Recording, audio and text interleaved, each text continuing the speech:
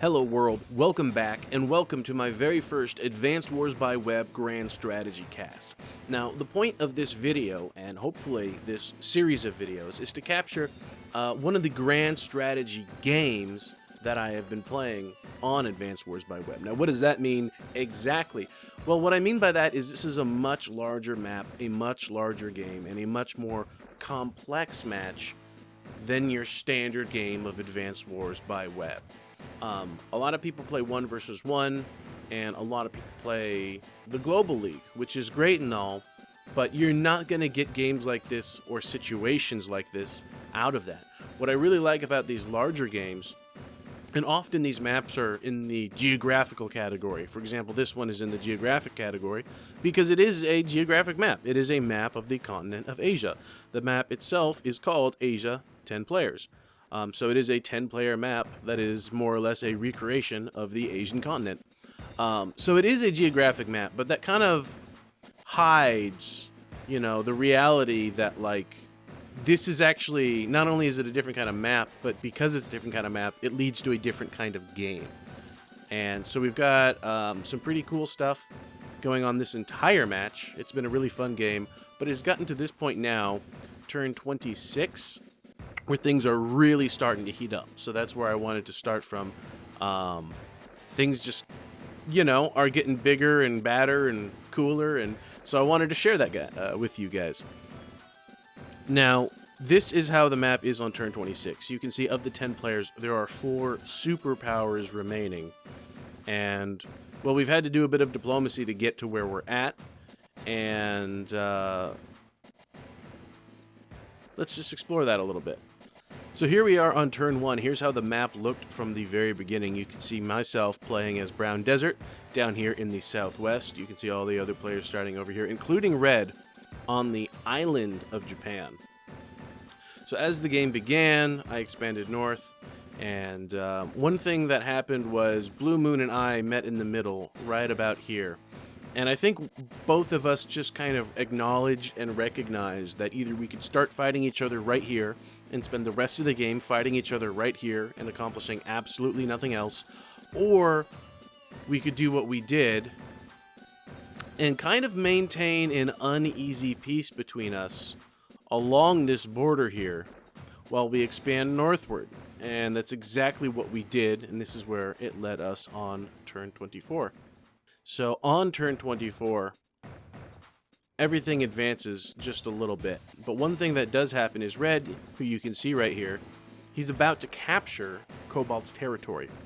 And he actually does, on turn 24, activate his Typhoon ability, which, does that much more damage and helps him invade that mainland.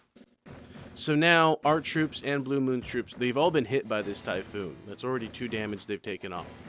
And I realize that Cobalt is about to fall, and if Cobalt falls, then Red will just capture the entirety of the north with no issue.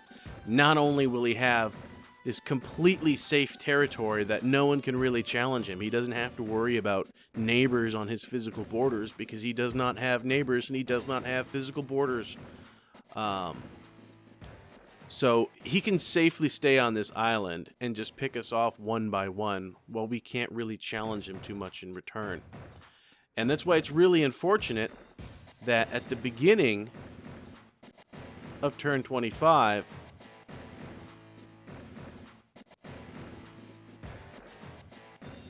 Blue Moon, in addition to, vainly attacking Red up in the north, decides to betray me. His artillery opens fire along the entire line. He hits my battleship. He moves these mechs in to flank me. And then he's got not 1 but 2 medium tanks that he sends right down the middle and gives me a serious challenge. And I tell Blue, I think this was a serious mistake. I think this was a bad idea. Red, meanwhile, he only continues to build up. He's only getting closer and closer to capturing that HQ, and if he does, I think Red will have an easy win. That's just how I think this is going to go. I have no choice to respond. So I begin capturing up in the north, and I need to diminish Blue Moon's ability to do damage to me. I need to diminish his ability to threaten me on the mainland here when he really should be dealing with Red out at sea.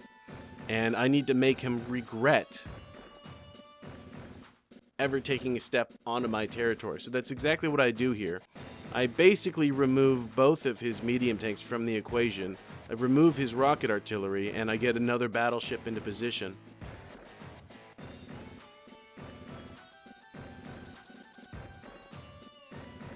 I get some really wonderful flanks in, and I do some really great infantry work here. I made those 1,000 point infantry do a lot of damage to his 3,000 point mechs or even his 6,000 point artillery.